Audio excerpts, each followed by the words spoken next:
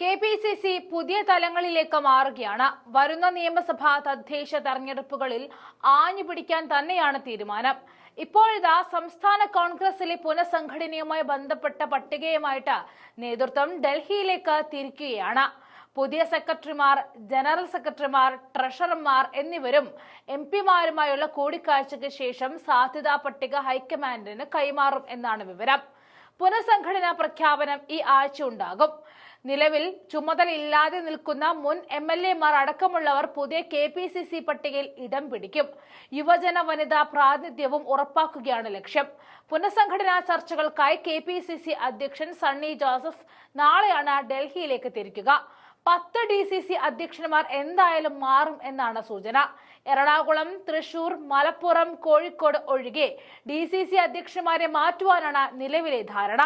Thrissur DCC അധ്യക്ഷനെ പുതിയതായി നിയമിച്ചതാണെന്നും മറ്റ് 3 അധ്യക്ഷന്മാർ നന്നായി പ്രവർത്തിക്കുന്നുണ്ട് എന്നുള്ളതും കണക്കിലെടുത്താണ് തീരുമാനം വന്നിരിക്കുന്നത്.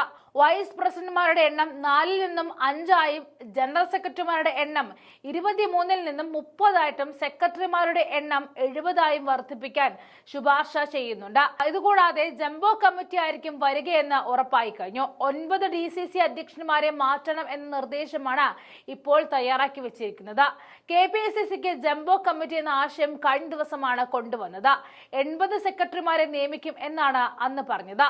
തദ്ദേശ നിയമസഭാ തെരഞ്ഞെടുപ്പുകൾ അടുത്തു വരുന്നത് കൊണ്ട് തന്നെ നേതാക്കളെ പരമാവധി ഉൾക്കൊള്ളണം എന്ന കെ.പി.സി.സിയുടെ ആവശ്യം ഹൈക്കമാൻഡ് അംഗീകരിച്ചു കഴിഞ്ഞു. എന്നാൽ ഭാരവാഹികളാക്കുന്നവരെയും ഒഴിവാക്കുന്നതിനും കൃത്യമായ മാനദണ്ഡം വേണമെന്ന് AICC കർശന നിർദ്ദേശം നൽകിയിട്ടുണ്ട്. മാനദണ്ഡം തീരുമാനിക്കാനുള്ള അവകാശം കേരളത്തിലെ നേതാക്കൾക്ക് നൽകിയിട്ടുമുണ്ട്. ഭാരവാഹി പട്ടിക സമർപ്പിക്കുമ്പോൾ ഇക്കാര്യം ഹൈക്കമാൻഡ് പരിശോധിക്കും എന്നാണ് വിവരം. കെ സുധാകരൻ പ്രസിഡന്റ് ആയിരിക്കെ 4 വൈസ് പ്രസിഡന്റുമാരും 22 ജനറൽ സെക്രട്ടറിമാർ എന്ന നിലയിൽ ചുരുക്കിക്കൊണ്ടുവന്ന കെ.പി.സി.സി ടീം 150 പേരിലേക്ക് എത്താനാണ് സാധ്യത കാണുന്നത്. മുല്ലപ്പള്ളി രാമചന്ദ്രൻ പ്രസിഡന്റ് ആയിരുന്നപ്പോൾ കെ.പി.സി.സിക്ക് 77 സെക്രട്ടറിമാരായിരുന്നു ഉണ്ടായിരുന്നത്.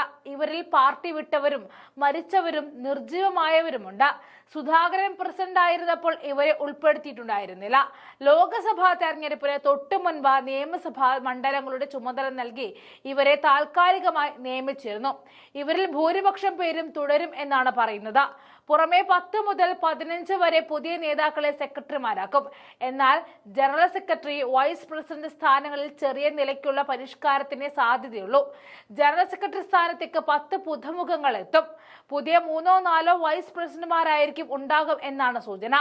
അടുത്ത ദിവസങ്ങളിൽ തന്നെ ചർച്ചകൾ പൂർത്തിയാക്കി ഭാരവാഹി പട്ടിക പുറത്തിറക്കും. മെയ് ആദ്യം സണ്ണി ജോസഫിന്റെ നേതൃത്വത്തിൽ പുതിയ കെ.പി.സി.സി ടീം രൂപവൽക്കരിച്ചപ്പോൾ സാമുദായിക സമവാക്യം പാലിക്കണം എന്നായിരുന്നു പ്രഥമ പരിഗണന. കെ.പി.സി.സി ഭാരവാഹികളെയും DCC പ്രസിഡന്റുമാരെയും തീരുമാനിക്കുന്നതിലും മെറിറ്റിലും മുകളിൽ ജാതി മത സമവാക്യത്തിന് പരിഗണന നൽകുവാൻ നീക്കം നടക്കുന്നതായിട്ട് ആരോപണവും ഉയർന്നിട്ടുണ്ട്. കുറഞ്ഞത് 7 DCC പ്രസിഡന്റുമാരെങ്കിലും മാറ്റും എന്നതാണ് ഇപ്പോഴത്തെ സൂചന. തൃശൂർ ഒഴികെയുള്ള മുഴുവൻ ജില്ലകളിലെ മാറ്റം വേണമെന്ന അഭിപ്രായവും ഉയർന്നു വരുന്നുണ്ട്.